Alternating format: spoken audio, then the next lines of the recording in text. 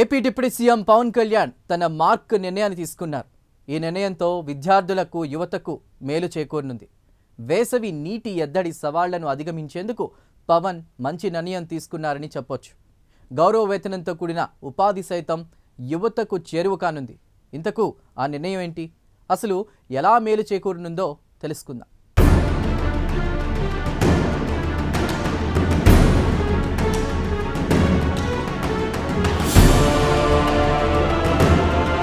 దేశ నిర్మాణంలో శ్రామికుల పాత్ర అత్యంత కీలకం. వారు లేకపోతే అభివృద్ధి సాధ్యం కాదు. శ్రామికుల సంక్షేమానికి కూటమి ప్రభుత్వం కట్టుబడి ఉంది.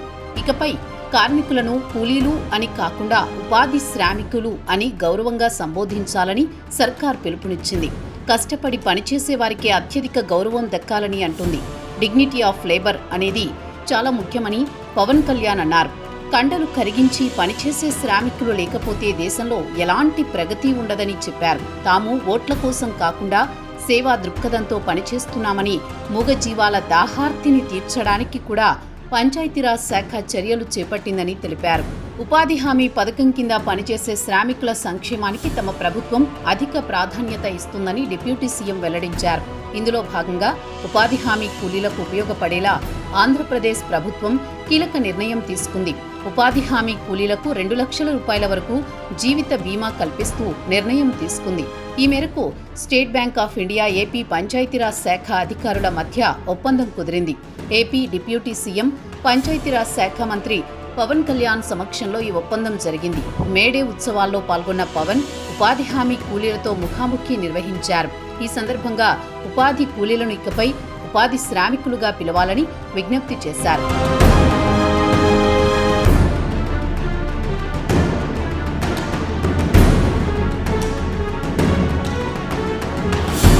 ఉపాధి హామీ కూలీలకు ఏపీ ప్రభుత్వం ఊరటనిచ్చే నిర్ణయం తీసుకుంది. రాష్ట్రంలోని ఉపాధి హామీ కూలీలకు ప్రమాద బీమా కల్పిస్తూ నిర్ణయం తీసుకుంది. వీరికి ప్రధానమంత్రి జీవిత బీమా కల్పించింది. ఈ విషయాన్ని డిప్యూటీ సీఎం పవన్ కళ్యాణ్ వెల్లడించారు. ఉపాధి హామీ కూలీలను ఇకపై ఉపాధి హామీ శ్రామికులుగా పిలవాలని పవన్ కళ్యాణ్ సూచించారు. పని ప్రదేశంలో వారు ప్రమాదవశాత్తు మరణిస్తే 2 లక్షల రూపాయల జీవిత బీమా అందించనున్నట్లు తెలిపారు. అలాగే పని ప్రదేశంలో ఏదైనా ప్రమాదం జరిగితే వారికి అందించే పరిహారం మొత్తాన్ని కూడా 50,000 నుంచి 2 లక్షల రూపాయలకు పెంచినట్లు పవన్ వివరించారు.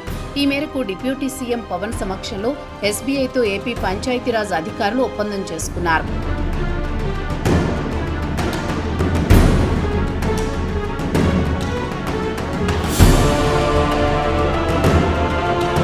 కార్మికుల దినోత్సవం సందర్భంగా మంగళగిరిలోని సీకే కన్వెన్షన్ సెంటర్లో మేడే వేడుకలు నిర్వహించారు. ఈ కార్యక్రమానికి హాజరైన పవన్ ఉపాధి హామీ శ్రామికులతో ముఖాముఖి సమావేశం నిర్వహించారు.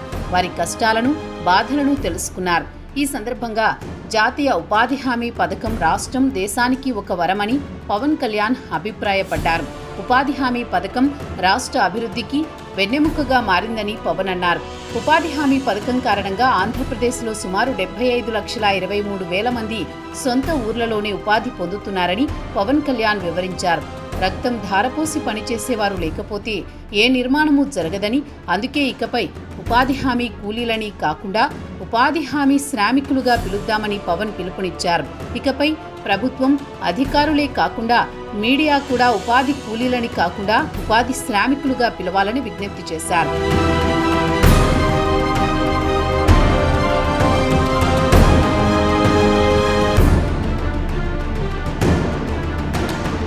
మరోవైపు ఎండ తీవ్రత కారణంగా చాలా మంది ఉపాధి శ్రామికులు ఇబ్బంది పడుతున్నారని పవన్ అన్నారు. ఉపాధి శ్రామికులు ఉదయం 11 గంటల్లోపు పనులు పూర్తి చేసేలా చూడాలని అధికారులను ఆదేశించారు.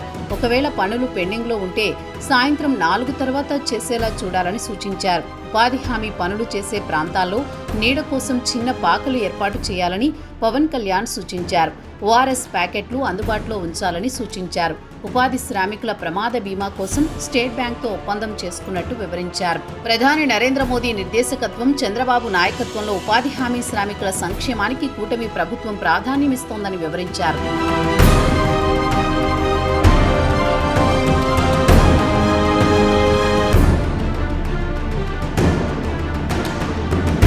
ఇదిలా ఉంటే రక్తం ధారపోసి పనిచేసేవారు లేకపోతే ఏ నిర్మాణం జరగదు. ఇప్పటి నుంచి ఉపాధి కూలీలను ఉపాధి శ్రామికులుగా పిలుస్తాం. మిగతా వృత్తుల్లో ఉన్నవారిలాగా శ్రామికులు కూడా గొప్పవారే అని పవన్ వెల్లడించారు. ఈ ఏడాది 1,55,000 ఫామ్ పాండ్లు నిర్మిస్తామని తెలిపారు. 1,00,000 ఎకరాల్లో పండ్ల తోటలు పెంచాలని లక్ష్యంగా పెట్టుకున్నామని తెలిపారు. 4,000 కిలోమీటర్ల సీసీ రోడ్లు, 5,000 కిలోమీటర్ల డ్రైన్లు నిర్మిస్తామని ప్రకటించారు. పనిచేసే వారికి తగిన గౌరవం ఇవ్వాల్సిందే అని అన్నారు.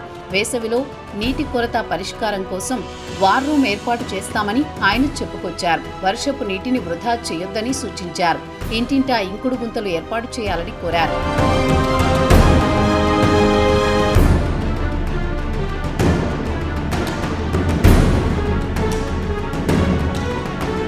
ఈ క్రమంలోనే రాష్ట్రంలో నీటి ఎద్దడి సమస్యలను అధిగమించేందుకు పవన్ కళ్యాణ్ కీలక నిర్ణయాలు తీసుకుంటున్నారు. అధికారులకు పలు కీలక ఆదేశాలు ఇచ్చారు.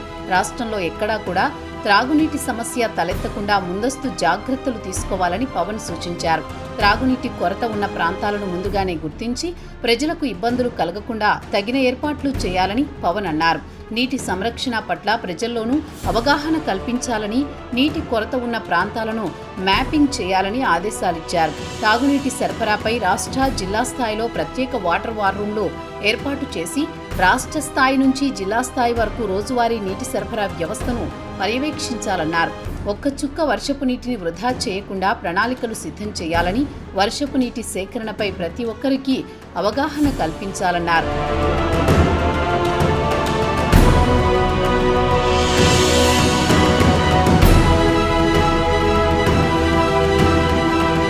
ఇంటింటికి, కమ్యూనిటీ భవనాలకు వర్షపు నీటి హార్వెస్టింగ్ పద్ధతులు ఏర్పాటు చేయాలని పవన్ ఆదేశించారు. తాగునీటి అవసరాల కోసం, భవిష్యత్తు తరాల కోసం నీటి నిల్వను పెంచేలా చర్యలు తీసుకోవాలన్నారు. ఉపాధి హామీ పథకం ద్వారా వర్షపు నీటి సంరక్షణ నిర్మాణాలు ఏర్పాటు చేయడానికి ప్రభుత్వం సిద్ధంగా ఉందన్నారు. ప్రతి గ్రామంలో ఫిల్టర్ బెడ్లను పరిశీలించి అవసరమైన మరమ్మతులు చేసి శుద్ధమైన నీటిని ప్రజలకు అందించే ఏర్పాటు చేయాలని సూచించారు. ఆర్ఓ ప్లాంట్లు సక్రమంగా పనిచేస్తున్నాయా లేదా అనే విషయాన్ని క్షేత్రస్థాయిలో అధికారులు పరిశీలించాలన్నారు. వాటర్ టెస్టింగ్ ల్యాబ్స్ ద్వారా నీటి నమూనాలను పరీక్షించి ప్రజలకు స్వచ్ఛమైన తాగునీటిని అందించాలని ఆదేశించారు. నీటి పరిరక్షణపై పాఠశాల, కాలేజీ విద్యార్థులతో అవగాహన ర్యాలీ నిర్వహించి ప్రచారం చేయాలని పవన్ అన్నారు. ప్రకృతి నుంచి వచ్చే ప్రతి నీటి బొట్టును ఒడిసి పట్టుకుని ఏర్పాటు చేయాలన్నారు. వేసవిలో విద్యార్థులకు, యువతకు నీటి సంరక్షణ అవగాహన కార్యక్రమాల్లో భాగం చేసే విధంగా ప్రణాళికలు ఉండాలని కోరారు. ఈ కార్యక్రమాల్లో పాల్గొన్న వారికి వేసవి ఇంటర్న్షిప్ ద్వారా గౌరవ వేతనాలు, సర్టిఫికెట్లు ఇచ్చి ప్రోత్సహించాలని సూచించారు.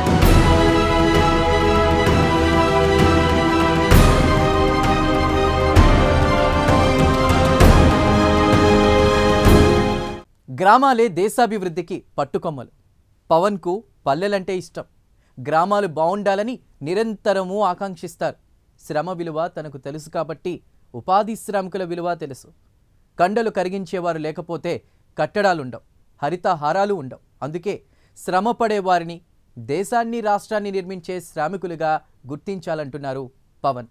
కార్మిక దినోత్సవాన మిమ్మల్ని ఉపాధి కూలీలుగా కాకుండా దేశ నిర్మాణంలో చెమటోడ్చే శ్రామికులుగా గుర్తిస్తున్నామని తెలిపారు. జనం నాడి తెలిసినవాడు నాయకుడు. ప్రజల కష్ట సుఖాలను తెలుసుకుని వారి దాహార్తి తీర్చేవాడు మహానాయకుడు.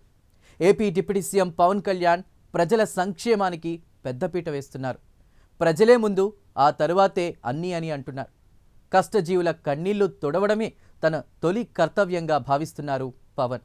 ఎంతటి కష్టమొచ్చినా ప్రతి ఒక్కరికి తానున్నాననే భరోసా ఇవ్వగలిగిన సత్తా ఉన్నవాడు అతడే పవన్ కళ్యాణ్.